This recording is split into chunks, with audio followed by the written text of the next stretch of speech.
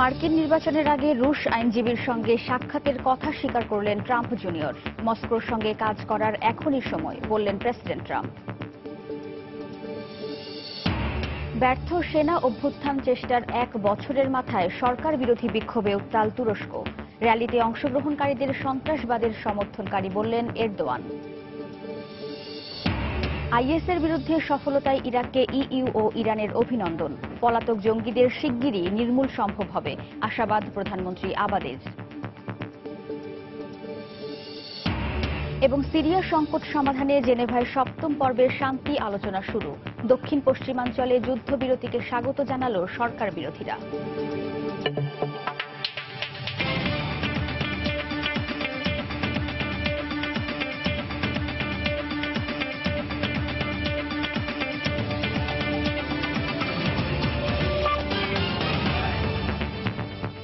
আন্তর্জাতিক সময়ের সঙ্গে আছি আমি ওয়াহিদা স্বপ্না।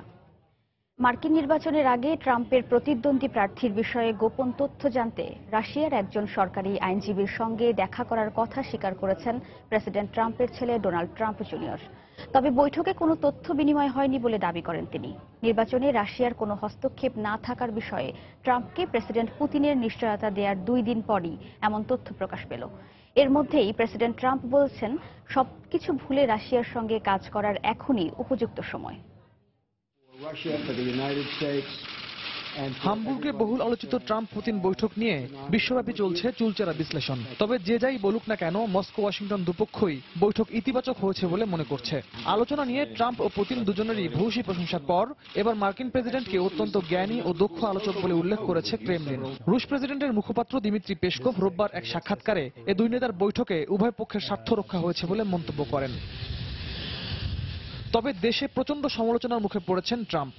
রিপাবলিকান ও ডেমোক্রেটিক উভয় দলের বেশ কয়েকজন আইন প্রণেতা অভিযোগ করেছেন, হামবুর্গে পুতিনের সঙ্গে বৈঠকে প্রেসিডেন্ট ট্রাম্প মার্কিন নির্বাচনে রুশ হস্তক্ষেপ, সাইবার নিরাপত্তা সহ বিভিন্ন বিষয়ে প্রয়োজনীয় দর কষাকষি করতে ব্যর্থ হয়েছেন। এসব সমালোচনা উপেক্ষা করে বৈঠককে আবারও সফল বলে মন্তব্য করেছেন ট্রাম্প। নির্বাচনে রুশ হস্তক্ষেপ বিষয়ে পুতিনকে একাধিকবার চাপ দেওয়া হলেও তিনি দৃঢ় কণ্ঠে তা অস্বীকার করেন বলে এক টুইটার বার্তায় মন্তব্য করেন মার্কিন প্রেসিডেন্ট। একই সঙ্গে রুশ মার্কিন দ্বিপক্ষীয় সম্পর্ক জোরদার ও মস্কোর সঙ্গে গঠনমূলক সম্পর্ক গড়ে তোলার এখনই সময় বলে উল্লেখ করেন তিনি। এদিকে ডোনাল্ড ট্রাম্প জুনিয়র নির্বাচনের আগে রাশিয়ার এক সরকারি আইনজীবীর সঙ্গে দেখা করেছেন বলে গণমাধ্যমে প্রতিবেদন প্রকাশের পর এর সত্যতা স্বীকার করেছেন ট্রাম্প জুনিয়র। রোববার নিউ ইয়র্ক টাইমস প্রকাশিত প্রতিবেদনে বলা হয়, উল্লেখিত বৈঠকে ট্রাম্পের জামাতা জ্যারেড কুশনার ও রিপাবলিকান দলের নির্বাচনী প্রচারণা প্রধান পল জে ম্যানাফোর্টও উপস্থিত ছিলেন। ডোনাল্ড ট্রাম্প জিওপি অর্থাৎ রিপাবলিকান পার্টির মনোনয়ন লাভের মাত্র 2 সপ্তাহ পর গত বছর 9 জুন নিউ ইয়র্কের ট্রাম্প টাওয়ারে ওই বৈঠক অনুষ্ঠিত হয় বলে প্রতিবেদনে উল্লেখ করা হয়। তবে বৈঠকে রুশ আইনজীবী নাতালিয়া ভেলেনিৎস্কায়ার কাছ থেকে হিলারি ক্লিন্টনের বিষয়ে গোপন তথ্য পাওয়ার আশা করা হলেও তেমন কোনো তথ্য বিনিময় হয়নি বলে দাবি করেছেন ট্রাম্পের ছেলে। এমনকি নির্বাচনী প্রচারণা সংক্রান্ত বিষয়ে কোনো আলোচনা হয়নি বলেও জানিয়েছে উভয় পক্ষ। হিলারির জন্য ক্ষতিকর গোপন তথ্য প্রদানের প্রস্তাব পেয়ে ট্রাম্পের ছেলে ক্রেমলিনের সঙ্গে যোগাযোগ থাকা ওই রুশ আইনজীবীর সঙ্গে বৈঠকে রাজি হয়েছিলেন বলেও প্রতিবেদনে উল্লেখ করা হয়। নির্বাচনে সম্ভাব্য রুশ হস্তক্ষেপ নিয়ে মার্কিন গোয়েন্দা সংস্থার তদন্তের মধ্যেই এমন তথ্য পাওয়া গেল। রিয়াদুল ইসলাম, সময় সংবাদ। এদিকে ইউক্রেন বিষয়ে অবস্থান পরিবর্তন করতে রাশিয়ার প্রতি আহ্বান জানিয়েছে যুক্তরাষ্ট্র। একই সঙ্গে পূর্ব ইউক্রেনে চলমান সংঘাত নিরসনে কার্যকরী ব্যবস্থা নেওয়ারও পরামর্শ দিয়েছে দেশটি। অন্যথায় রাশিয়ার বিরুদ্ধে নিষেধাজ্ঞা অব্যাহত রাখার হুঁশিয়ারি দিয়েছে মার্কিন পররাষ্ট্র দফতর। মধ্যপ্রাচ্য সফরের আগে রোববার কিয়েভে গিয়ে ইউক্রেনীয় প্রেসিডেন্ট পেত্রো পেরোশেঙ্কোভের সঙ্গে বৈঠক করেন রুশ পররাষ্ট্রমন্ত্রী রেক্স টিলারসন। রাশিয়ার বিরুদ্ধে মিনস্ক চুক্তি লঙ্ঘনের অভিযোগ এনে সংঘাতপূর্ণ অঞ্চল ইউক্রেন সীমান্ত থেকে ভারী অস্ত্র ও সেনা সরিয়ে নিতে মস্কোর প্রতি আহ্বান জানান তিনি। এছাড়া রুশপন্থী বিদ্রোহীদের নিয়ন্ত্রণে থাকা এলাকায় ইউরোপীয় নিরাপত্তা ও সহযোগিতা সংস্থা ওএসসির পর্যবেক্ষকদের প্রবেশাধিকার দেয়া উচিত বলেও মন্তব্য করেন মার্কিন পররাষ্ট্রমন্ত্রী। আমরা ইউক্রেনের সার্বভৌমত্ব রক্ষায় প্রতিশ্রুতিবদ্ধ। এ ব্যাপারে রাশিয়াকে আমাদের অবস্থান পরিষ্কারভাবে জানিয়ে দিতে চাই। তাদের উচিত পূর্ব ইউক্রেনের সংঘাত বন্ধে সুনির্দিষ্ট ব্যবস্থা নেওয়া। একই সঙ্গে ওই অঞ্চলের সার্বিক অবস্থা পর্যবেক্ষণে ওএসসি পর্যবেক্ষকদের প্রবেশাধিকারের ব্যবস্থা করতে সব পক্ষের প্রতি আহ্বান জানাচ্ছি। ইউক্রেনের রাজনৈতিক সংস্কার ও চলমান পরিস্থিতিতে যুক্তরাষ্ট্রকে পাশে পেয়ে আমরা কৃতজ্ঞ। এই অঞ্চলের যে কোনো হুমকি থেকে ইউক্রেনীয়দের নিরাপত্তা রক্ষায় আমরা কাজ করে যাব। ব্যর্থ সেনা অভ্যুত্থান চেষ্টার এক বছরের মাথায় সরকার বিরোধী বিক্ষোভে উত্তাল তুরস্কের ইস্তাম্বুল শহর। ন্যায় বিচার নিশ্চিত করার দাবিতে গেল 15 জুন রাজধানী আঙ্কারা থেকে শুরু হওয়া গণর্যালি শেষে রোববার ইস্তাম্বুলে জড়ো হয় কয়েক লাখ মানুষ। এরদোয়ান বিরোধী স্লোগান দেওয়ার পাশাপাশি সেনা অভ্যুত্থান চেষ্টার জড়িত সন্দেহে গ্রেফতার কর্মীদের বিরুদ্ধে কঠোর ব্যবস্থা নেওয়ার তীব্র প্রতিবাদ জানান তারা। বিক্ষোভকারীদের সন্ত্রাসবাদের সমর্থনকারী আখ্যায়িত করে তীব্র সমালোচনা করেছেন প্রেসিডেন্ট রিসেপ তাইপ এরদোয়ান। সেনা অভ্যুত্থান চেষ্টা রুখে দেওয়ার এক বছর পূর্তির 6 দিন আগেই প্রেসিডেন্ট এরদোয়ান বিরোধী বিক্ষোভে উত্তাল তুরস্কের ইস্তাম্বুল। গেল 15 জুন দেশটির বিরোধী দলীয় নেতা কেমাল কিলিচদারোগলুর নেতৃত্বে রাজধানী আঙ্কারা থেকে শুরু হওয়া ন্যায় বিচার শীর্ষক র্যালি নিয়ে 450 কিলোমিটার পথ পায়ে হেঁটে রোববার ইস্তাম্বুলে জড়ো হয় কয়েক লাখ মানুষ। এদিন বিরোধী দলের নেতাকর্মীদের পদচারণায় মুখরিত ছিল শহরটির প্রতিটি রাস্তা। এ সময় এরদোয়ান বিরোধী স্লোগান দেওয়ার পাশাপাশি অভ্যুত্থান চেষ্টায় জড়িত সন্দেহে আটক নেতাকর্মীদের প্রতি ন্যায় বিচার নিশ্চিতের দাবি জানায় বিক্ষোভকারীরা। এ সময় এরদোয়ানের একনায়কতান্ত্রিক শাসনেরও প্রতিবাদ জানায় তারা। 4 বছর আগে গাজী পার্কের আন্দোলনের পর এটি প্রেসিডেন্ট এরদোয়ানের বিরুদ্ধে সবচেয়ে বড় বিক্ষোভ। তুরস্ক সরকার সিরিয়ার বিদ্রোহী গোষ্ঠীকে অস্ত্র সরবরাহ করছিল এমন তথ্য ফাঁসের অভিযোগে সিএইচপি দলের একজন এমপিকে গ্রেপ্তারের পর এ আন্দোলন শুরু হয়। গত বছরের অভ্যুত্থান চেষ্টার সমর্থনে এ গণজামায়াত নয়, এ বিক্ষোভ একনায়কতান্ত্রিক শাসনের বিরুদ্ধে। কেউ যেন মনে না করে বিক্ষোভ এখানেই শেষ, বরং এখান থেকেই আমাদের নতুন যাত্রার সূচনা। বিক্ষোভকারীদের সন্ত্রাসবাদের সমর্থনকারী আখ্যা দিয়ে তীব্র সমালোচনা করেছেন প্রেসিডেন্ট রিসেপ তাইপ এরদোয়ান। তিনি বলেন, এ ধরনের বিক্ষোভের মাধ্যমে রিপাবলিকান পিপলস পার্টি সিএইচপি রাজনৈতিকভাবে বিরোধী দলের অবস্থান হারিয়েছে। সরকার বিরোধী বিক্ষোভের দিনই ইস্তাম্বুল সফরে আসেন মার্কিন পররাষ্ট্রমন্ত্রী রেক্স টিলারসন। পরে তুর্কি পররাষ্ট্রমন্ত্রী মেভলুত কাভুসোগলু এবং প্রেসিডেন্ট এরদোয়ানের সঙ্গে বৈঠক করেন টিলারসন। এক সংবর্ধনা অনুষ্ঠানে দেয়া বক্তব্যে গেল বছরের সেনা অভ্যুত্থান চেষ্টা রুখে দেয় তুর্কি নাগরিকদের সাহসিকতার ভূয়সী প্রশংসা করেন তিনি। তুরস্ক আমাদের অত্যন্ত গুরুত্বপূর্ণ বন্ধু রাষ্ট্র। ভৌগোলিক দিক থেকে পুরো বিশ্বে তুরস্কের গুরুত্ব রয়েছে। বৈশ্বিক নিরাপত্তা নিশ্চিত করতে যুক্তরাষ্ট্র তুরস্কের সঙ্গে আরো ঘনিষ্ঠভাবে কাজ করতে আগ্রহী। তুরস্কের সাধারণ মানুষ গত বছরের এই মাসে বুকের তাজা রক্ত দিয়ে সংবিধান রক্ষা করেছে। তাদের প্রতি আমার বিনম্র শ্রদ্ধা। গেল বছরের জুলাই মাসে সামরিক অভ্যুত্থান চেষ্টা রুখে দেওয়ার পর থেকে 50,000-এরও বেশি লোককে গ্রেপ্তার করেছে তুর্কি সরকার। এছাড়া চাকরিচ্যুত করা হয়েছে সেনা কর্মকর্তা ও বিচারক সহ অন্তত 1,40,000 মানুষকে। রবিউল ইসলাম আওলাদ, সময় সংবাদ। তুরস্কের দক্ষিণাঞ্চলের ইনসারলিন বিমান ঘাঁটি থেকে সেনা প্রত্যাহারের প্রক্রিয়া শুরু করেছে জার্মানি। এ বিমান ঘাঁটি থেকে ইরাক ও সিরিয়ার যুক্তরাষ্ট্রের নেতৃত্বে জঙ্গি বিরোধী অভিযান পরিচালনা করা হতো। তুরস্ক থেকে সরিয়ে এ বিমান ঘাঁটি স্থাপন করা হচ্ছে জর্ডানে। রোববার জার্মানির সৈন্য, বিমান, ট্যাঙ্ক এবং সামরিক বিমান নিয়ে জর্ডানের আল আসকার ঘাঁটির উদ্দেশ্যে রওনা হওয়ার কথা জানায় দেশটির প্রতিরক্ষা মন্ত্রণালয়। তবে 6টি টর্নাডো জেট অক্টোবরে জর্ডানে পৌঁছাবে। তুরস্কের ইনসারলিন বিমান ঘাঁটির তুলনায় জর্ডানের আল আসকার ঘাঁটি অনেক ছোট বলে জানায় গণমাধ্যম। এ কাজে বোয়িংয়ের C-17 বিমান দিয়ে জার্মানিকে সহায়তা করবে যুক্তরাষ্ট্রের সামরিক বাহিনী। গত মাসে সেনা সদস্য সহ জার্মানির এক মন্ত্রীকে আঙ্কারায় প্রবেশ করতে না দেওয়ার জেরে দুপক্ষের টানাপোড়েনের মধ্যে সিদ্ধান্ত নেয় জার্মানি। আন্তর্জাতিক সময়ে আরো দেখবেন, লন্ডনে আবারও অগ্নিকাণ্ড। ফায়ার সার্ভিসের 10টি ইউনিটের 3 ঘণ্টার চেষ্টায় ক্যামডেন লক মার্কেটের আগুন নিয়ন্ত্রণে।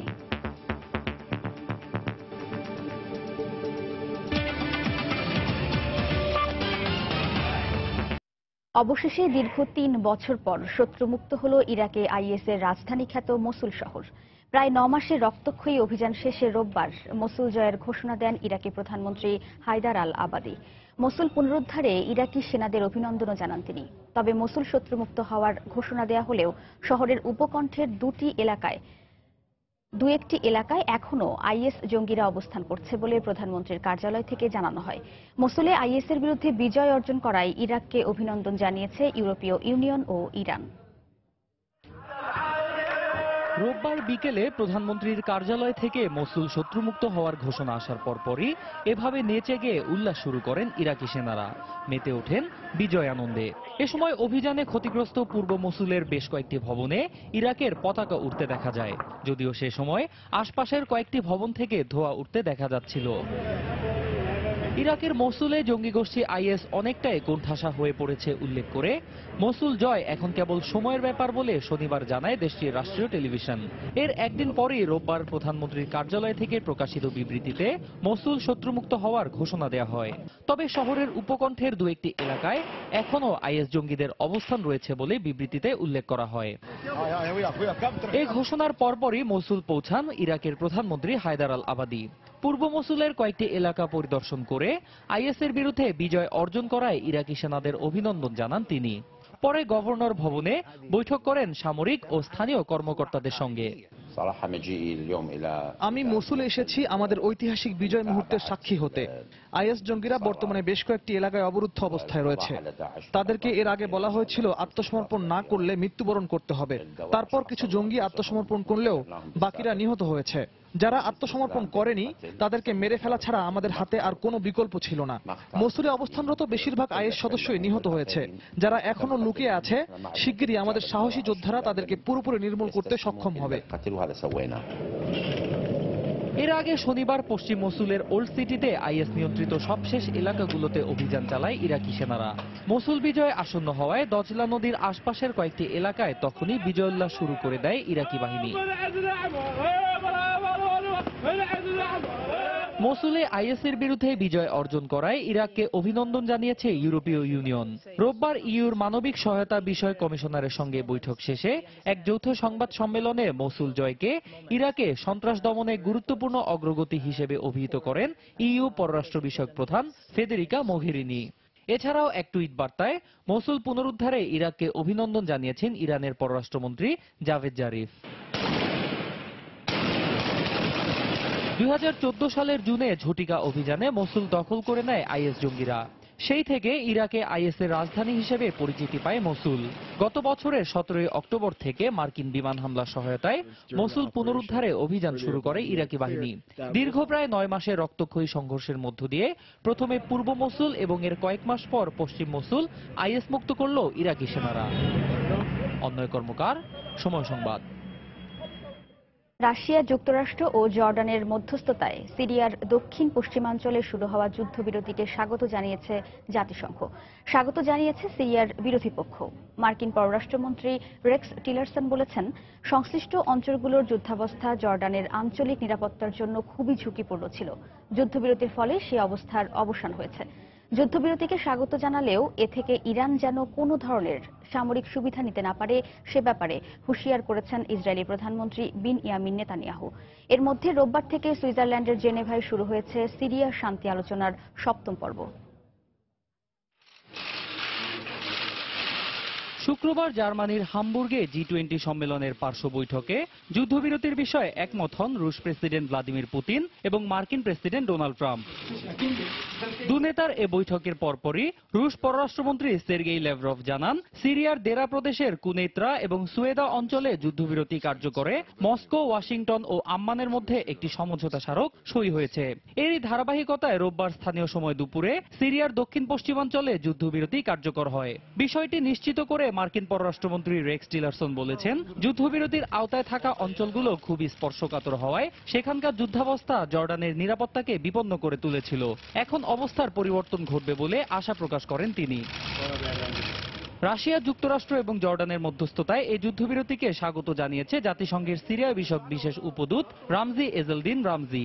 সিরিয়ায় স্থায়ী শান্তি প্রতিষ্ঠায় এই যুদ্ধবিরতি গুরুত্বপূর্ণ ভূমিকা রাখবে বলে আশা প্রকাশ করেন তিনি। যুদ্ধবিরতিকে স্বাগত জানিয়েছে ইসরায়েলও। তবে এ থেকে ইরানের যে কোনো ধরনের সামরিক সুবিধা নেয়ার চেষ্টা বরদাস্ত করবে না বলে হুঁশিয়ারি দেন প্রধানমন্ত্রী বিনিয়ামিন নেতানিয়াহু। ইসরায়েল সবসময় সত্যিকারের যুদ্ধবিরতিকে স্বাগত জানিয়ে এসেছে, কিন্তু আমাদের এটাও খেয়াল রাখতে হবে এই যুদ্ধবিরতি ইরানকে সিরিয়ায় তাদের সামরিক আধিপত্য বিস্তারের সুযোগ করে না দেয়। এ বিষয়ে আমি রুশ ও মার্কিন পররাষ্ট্রমন্ত্রীর সঙ্গে গত সপ্তাহে কথা বলেছি এবং সিরিয়া বিষয়ে ইসরায়েলের অবস্থান পরিষ্কার করেছি। এ অবস্থার মধ্যেই রোববার সুইজারল্যান্ডের জেনেভায় শুরু হয়েছে সিরিয়া শান্তি আলোচনার 7ম পর্ব। আলোচনায় অংশ নিতে তার আগেই জেনেভায় পৌঁছান সরকার ও বিরোধী পক্ষের প্রতিনিধিরা। বিরোধী আলোচকরা সিরিয়ার দক্ষিণ পশ্চিমাঞ্চলের যুদ্ধবিরতিকে স্বাগত জানিয়ে শান্তি আলোচনা ফলপ্রসূ হবে বলে আশাবাদ ব্যক্ত করেন। something would come out of this, although the আমরা আশা করছি এ পর্বের আলোচনা থেকে সমাধানের লক্ষ্যে গুরুত্বপূর্ণ কিছু অগ্রগতি হবে। তবে আমরা খুব বেশি আশাবাদীও হতে পারছি না, কারণ সংকট সমাধানে আন্তর্জাতিক সম্প্রদায় যুক্ত থাকলেও এখনো নানা বিষয়ে তাদের মধ্যে মতবিরোধ রয়েছে। তবে সিরিয়ার দক্ষিণ পশ্চিমাঞ্চলে যুদ্ধবিরতির বিষয়ে সমঝোতা হওয়ায় আমরা কিছুটা হলেও আশার আলো দেখছি। especially in light of what happened in the south. এর আগে গত 16 থেকে 19 মে পর্যন্ত জেনেভায় অনুষ্ঠিত হয় ষষ্ঠ পর্বে শান্তি আলোচনা। সে সময় সিরিয়ায় 4টি নিরাপদ অঞ্চল প্রতিষ্ঠার পাশাপাশি যুদ্ধবিরতির বিষয়ে আলোচনা হলেও শেষ পর্যন্ত একমত হতে পারেনি সরকার ও বিরোধী পক্ষ। অন্যয় কর্মকার, সময় সংবাদ। পাকিস্তানের বিরুদ্ধে আবারও যুদ্ধবিরতি লঙ্ঘনের অভিযোগ তুলেছে ভারত। জম্মু কাশ্মীরের পুঞ্চ সেক্টরে নিয়ন্ত্রণ রেখার কাছে পাকিস্তানের সেনারা কোনো উস্কানি ছাড়াই রোববার গুলি চালায় বলে জানিয়েছে স্থানীয় নিরাপত্তা বাহিনী। বিকেলে ওই এলাকার একটি বাজারে গোলা বর্ষণ করে পাক সেনাবাহিনী। ভারতীয় সেনাবাহিনীও পাল্টা গুলি ছোড়ে। এ সময় সীমান্তবর্তী সাধারণ মানুষের মধ্যে আতঙ্ক ছড়িয়ে পড়ে। তবে এদিনের গোলাগুলিতে কোনো হতাহতের খবর পাওয়া যায়নি। এর আগে শনিবার দুপক্ষের গোলাগুলিতে 2 জন ভারতীয় ও পাকিস্তানের 5 বেসামরিক নাগরিক নিহত হন। 2003 সালে দুই দেশ কাশ্মীরের নিয়ন্ত্রণ রেখায় যুদ্ধবিরতি পালনে সম্মত হলেও প্রায়ই দুপক্ষের মধ্যে গোলাগুলিতে উত্তেজনা দেখা দেয়।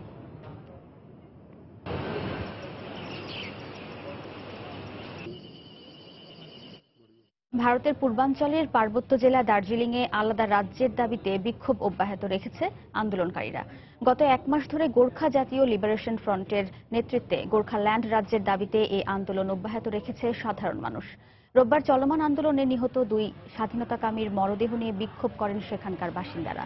তারা দুজনই জিএনএলএফ এর সদস্য এবং আন্দোলনের নেতৃত্বদানকারী ছিলেন। আন্দোলনকারীদের দাবি, শুক্রবার রাতে নিরাপত্তা বাহিনীর এলোপাতাড়ি গুলিতে তারা নিহত হন।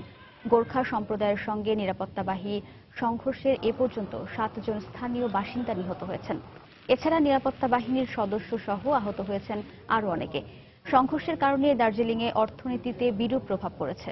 এর আগে 1980 সালে গোর্খাল্যান্ডের সংঘর্ষে 1200 মানুষ প্রাণ হারান।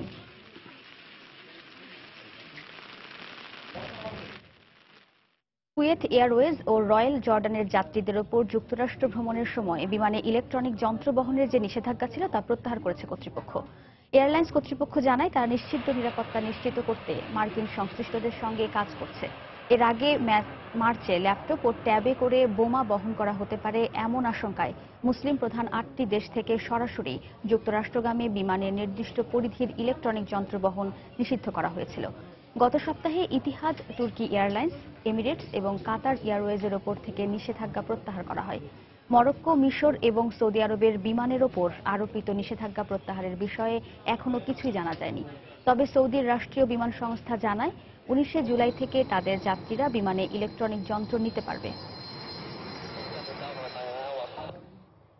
কোরীয় উপদ্বীপে যুক্তরাষ্ট্র, দক্ষিণ কোরিয়া ও জাপানের মধ্যকার যৌথ যুদ্ধবিমান মহড়ার তীব্র নিন্দা জানিয়েছে উত্তর কোরিয়া। এ ধরনের মহড়া পারমাণবিক যুদ্ধ বাধিয়ে দিতে পারে বলে হুঁশিয়ারি উচ্চারণ করেছে পিয়ংইয়ং।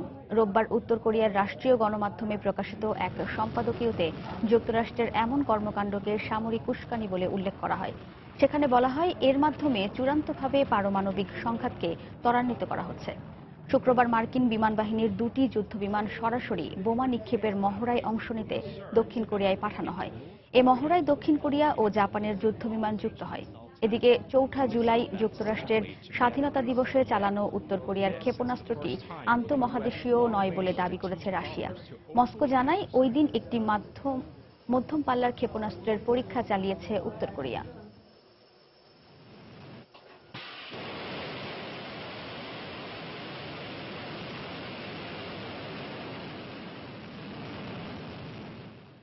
কাতারের সঙ্গে সৌদি আরব সহ প্রতিবেশী কয়েকটি দেশের আরোপিত অবরোধে কয়েকশো কোটি মার্কিন ডলার ক্ষতিপূরণ আদায়ে আইনি লড়াই শুরুর ঘোষণা দিয়েছে দোহা। ক্ষতিপূরণ আদায়ের লক্ষ্যে মামলা দায়েরের জন্য একটি কমিটি গঠনের কথা জানিয়েছেন কাতারের অ্যাটর্নি জেনারেল। রোববার রাজধানী দোহায় কাতারের অ্যাটর্নি জেনারেল আলী বিন ফিতাইস আল মারি সাংবাদিকদের বলেন, কাতার এয়ারওয়েজ সহ অন্যান্য প্রধান প্রাইভেট কোম্পানি, সরকারি প্রতিষ্ঠান ও ব্যক্তিদের দাবিকৃত ক্ষতির বিষয়ে কাজ করবে ক্ষতিপূরণ দাবি কমিটি। তিনি বলেন, ক্ষতিপূরণ চাওয়ার ক্ষেত্রে ওই কমিটি দেশীয় এবং আন্তর্জাতিক প্রক্রিয়া অনুসরণ করবে। একই সঙ্গে দাবি আদায়ে আন্তর্জাতিক আইনি প্রতিষ্ঠানকেও নিয়োগ করবে কাতার। গেল 5 জুন সন্ত্রাসবাদের সমর্থন ও অর্থায়নের অভিযোগে কাতারের সঙ্গে সব ধরনের কূটনৈতিক সম্পর্ক ছিন্ন করে সৌদি আরব, সংযুক্ত আরব আমিরাত সহ প্রতিবেশী কয়েকটি দেশ। তবে এসব অভিযোগ বরাবরই অস্বীকার করে আসছে দোহা। সহিংসতা উস্কে দেওয়ার অভিযোগে এক ফিলিস্তিনি মানবাধিকার কর্মীর বিরুদ্ধে বিচার শুরু করেছে ইসরায়েলের সামরিক আদালত। রোববার ইসা অ্যাম্ব্রো নামের 37 বছর বয়সী ওই ব্যক্তির বিরুদ্ধে অধিকৃত পশ্চিম তীরে ইসরায়েলের একটি সামরিক আদালতে বিচার শুরু করা হয়। হেব্রন ভিত্তিক আল খালিল নামের একটি মানবাধিকার সংগঠনের প্রতিষ্ঠাতা তিনি। পশ্চিম তীরে ইসরায়েলি কর্তৃপক্ষের অবৈধভাবে দখলদারিত্বের বিরুদ্ধে বিভিন্ন সময়ে প্রতিবাদ জানিয়ে থাকে সংস্থাটি। ইসরায়েলি সেনাবাহিনীর এক মুখপাত্র বলেন, তার বিরুদ্ধে সহিংসতা উস্কে দেয়া এবং সেনাবাহিনীর ওপর হামলার ঘটনার প্রমাণ রয়েছে। তবে ওই মানবাধিকার কর্মীর আইনজীবী বলেছেন, ইসা আম্ব্রোর বিরুদ্ধে যে অভিযোগ আনা হয়েছে তা সম্পূর্ণ ভিত্তিহীন। ইসরায়েলি সেনাবাহিনী অস্ত্র দিয়েছে, শান্তিপূর্ণ প্রতিবাদ কখনোই দমাতে পারবে না বলেও মন্তব্য করেন ওই আইনজীবী। অধিকৃত ফিলিস্তিনের পশ্চিম তীরে এক অন্তঃসত্ত্বা নারীকে গাড়ি চাপা দিয়ে হত্যার চেষ্টা চালিয়েছে এক ইসরায়েলি। এতে ওই নারী অল্পের জন্য প্রাণে বাঁচলেও গুরুতর আহত হয়েছেন। 28 বছর বয়সী এই নারীর নাম আবির বাসাম জুবারা বলে জানিয়েছে গণমাধ্যম। আল জাজিরা জানায়, রোববার সকালে আল আরব শরণার্থী শিবিরের প্রধান সড়ক দিয়ে হেঁটে যাওয়ার সময় ওই ইসরায়েলি ব্যক্তি ইচ্ছাকৃতভাবে তার উপর গাড়ি তুলে দেওয়ার চেষ্টা করে। পরে স্থানীয়রা দ্রুত ওই নারীকে উদ্ধার করে পাশের হাসপাতালে ভর্তি করে। এদিকে রামাল্লায় ইসরায়েলি বাহিনীর ছোড়া বিষাক্ত কাঁদানো গ্যাসে প্রভাবে 2 মাস চিকিৎসাধীন থাকার পর 1.5 মাস বয়সী এক ফিলিস্তিনি শিশু মারা গেছে। আব্দুর রহমান নামে ওই শিশু ফিক্সিয়েশন নামে ফুসফুসজনিত জটিলতায় ভুগছিল বলে জানায় চিকিৎসকরা।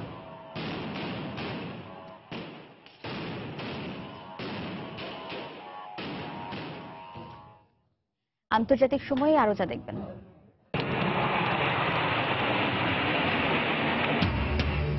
রুশ বিমান বাহিনীর প্রতিষ্ঠা বার্ষিকীতে সেন্ট পিটার্সবার্গে বিমান মহড়া, প্রদর্শনী উপভোগে দর্শনার্থীদের ভিড়।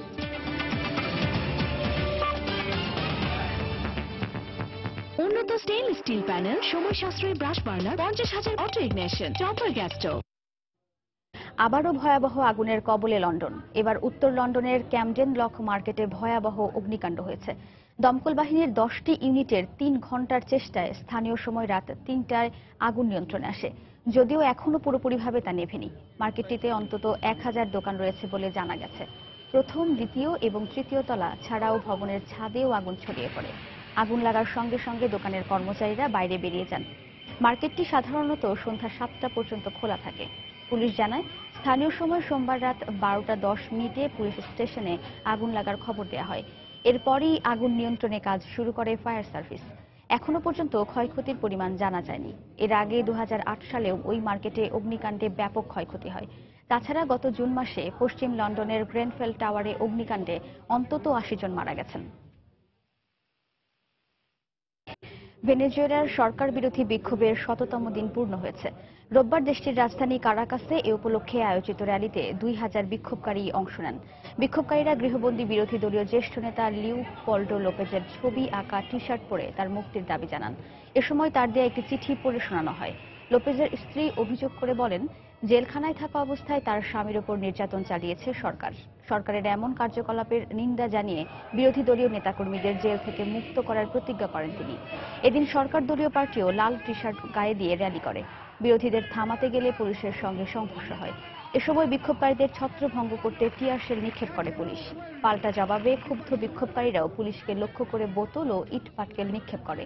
গত 3 মাসের বেশি সময় ধরে চলা এ বিক্ষোভে অন্তত 91 জন নিহত হয়েছেন। এছাড়া আহত হয়েছেন আরও প্রায় 1300 সাধারণ নাগরিক। এর আগে দেশটির সুপ্রিম কোর্ট এবং বিরোধী অধ্যুষিত সংসদে সন্ত্রাসী হামলার ঘটনা ঘটে। এসবের মধ্যেই সরকার পতনের আন্দোলন অব্যাহত রেখেছে ভেনেজুয়েলাবাসী।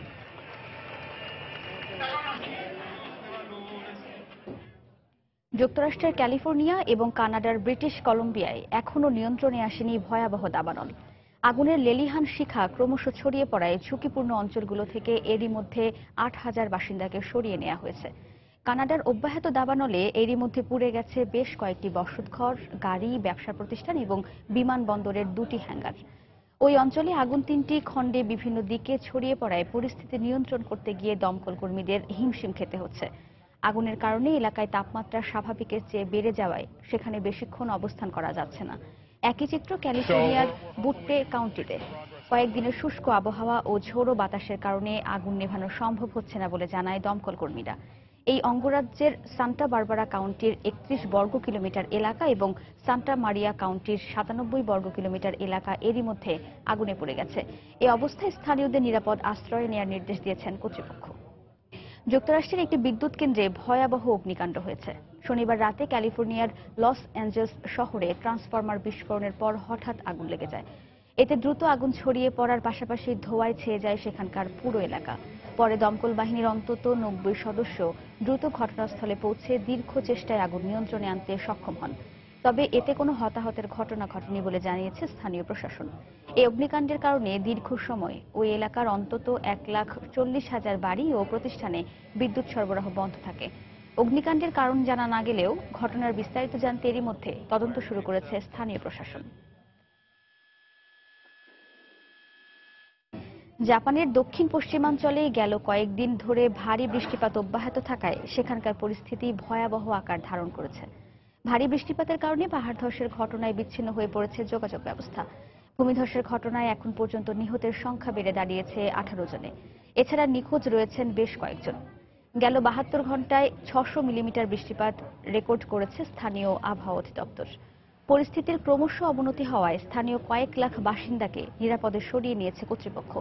এরই মধ্যে কেবল রোববারই ফুকুওয়া শহরে অন্তত 17,000 বাসিন্দাকে 15টি সরকারি আশ্রয়কেন্দ্রে সরিয়ে নেয় স্থানীয় প্রশাসন। জাপানে এই মৌসুমে বৃষ্টিপাত স্বাভাবিক হলেও এবছর এত ক্ষয়ক্ষতি দেখে বিস্মিত হয়ে পড়েছে আসাকুরা শহরের বাসিন্দারা। এছাড়া উদ্ধারকৃত আহত ব্যক্তিদের চিকিৎসায় খোলা হয়েছে মেডিকেল টিম। পানিবন্দীদের সহায়তায় ও নিখোঁজদের সন্ধানে স্থানীয় পুলিশ, দমকল কর্মী এবং সেনাবাহিনীর 7,500 কর্মী মোতায়েন করা হয়েছে। এছাড়া দুর্গত এলাকা পর্যবেক্ষণে কাজ করছে অন্তত 50টি হেলিকপ্টার।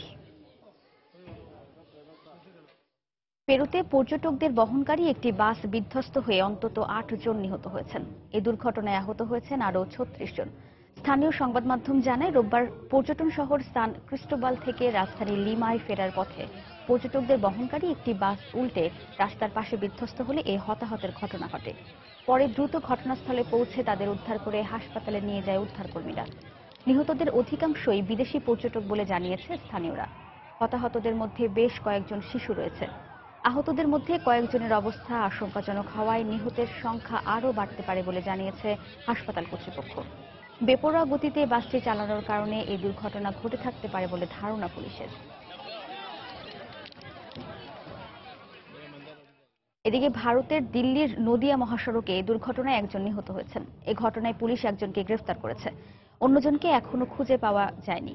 মহাসড়কে স্থাপিত সিসিটিভি ক্যামেরায় ধারণ করা ভিডিওতে দেখা যায় বাম দিক থেকে যাতায়াতকারী একটি গাড়ি সামনে যাওয়ার জন্য লেন পরিবর্তন করতে গেলে হতাহতের ঘটনা ঘটে। এতে পেছন থেকে আসা এবং এর সামনে থাকা প্রাইভেট কারকে ধাক্কা দেয় লেন পরিবর্তনকারী প্রাইভেট কারটি। গাড়িটি নিয়ন্ত্রণ হারিয়ে লেন পরিবর্তন করতে গেলে বিষয়টি পরিষ্কার নয় ট্রাফিক নিয়ন্ত্রণ সংস্থার। তবে প্রাথমিকভাবে বিপজ্জনকভাবে ওভারটেকিংয়েই এই হতাহতের জন্য দায়ী করা হচ্ছে।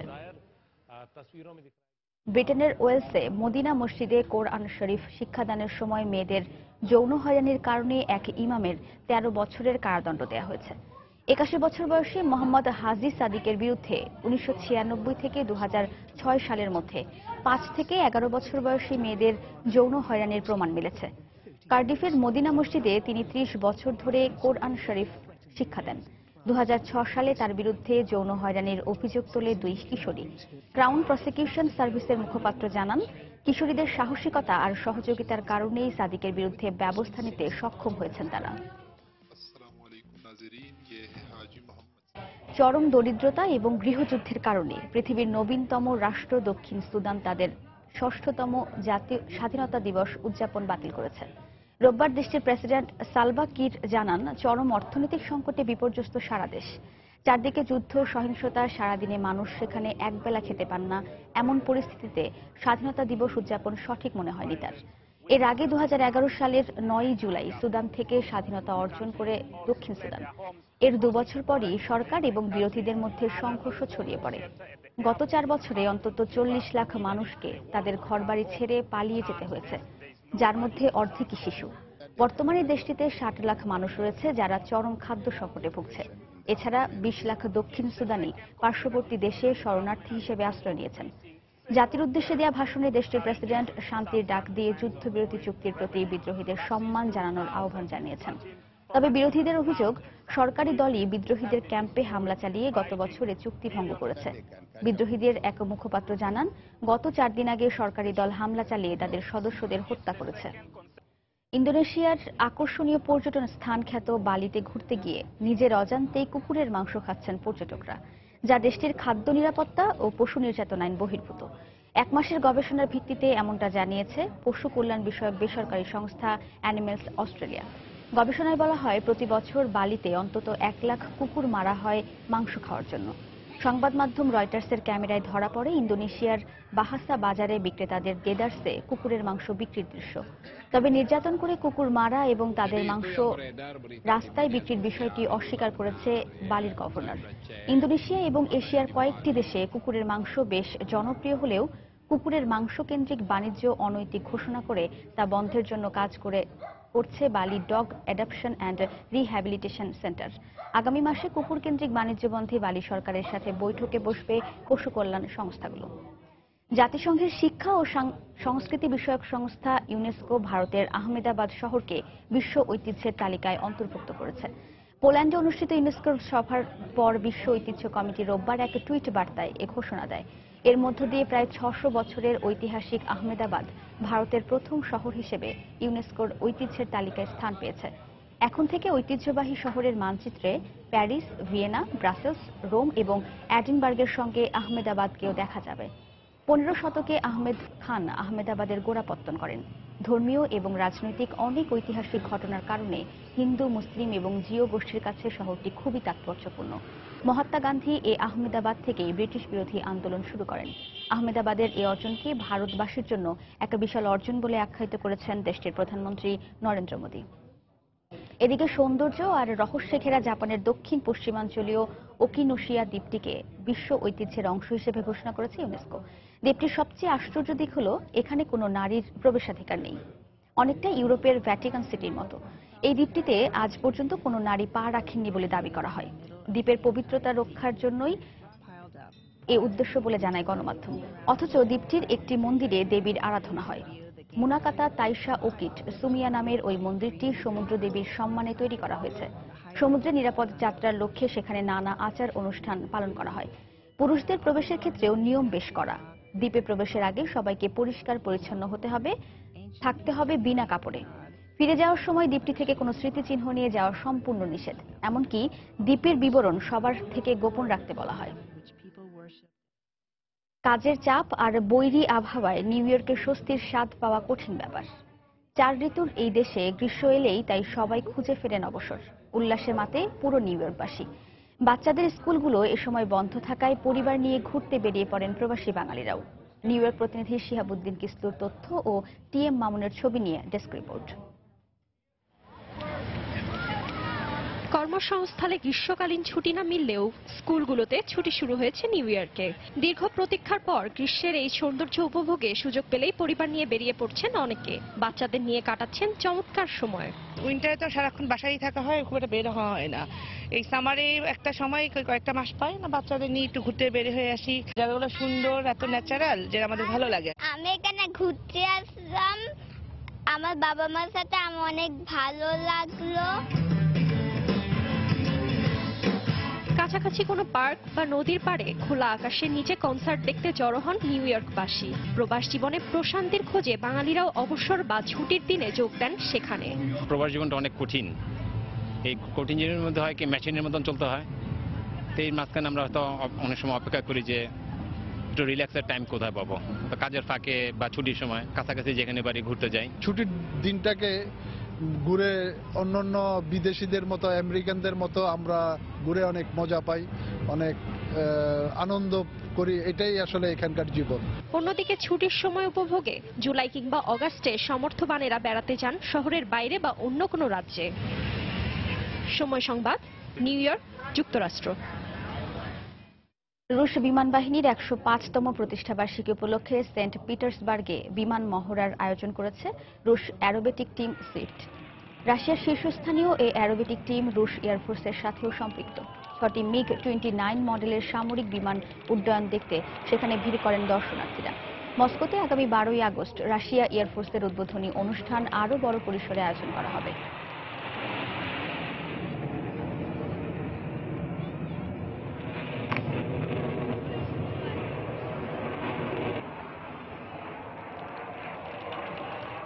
জার্মানির হামবুর্গে হয়ে যাওয়া G20 সম্মেলনকে ঘিরে বিশ্ব গণমাধ্যমের আগ্রহের কমতি ছিল না। টেলিভিশন ক্যামেরায় একদিকে যেমন ধরা দিয়েছে হামবুর্গের লাখো তরুণের বিক্ষোভ, তেমনি আলোচনার টেবিলে মতানৈক্যের বিষয়টিও এড়িয়ে যায়নি। তবে গতবাধা এসব খবরের বাইরেও বিশ্ব নেতাদের মজার কিছু মুহূর্ত ধরা দিয়েছে এই গণমাধ্যমের ক্যামেরায়। চলুন দেখে আসি তার কিছু অংশ।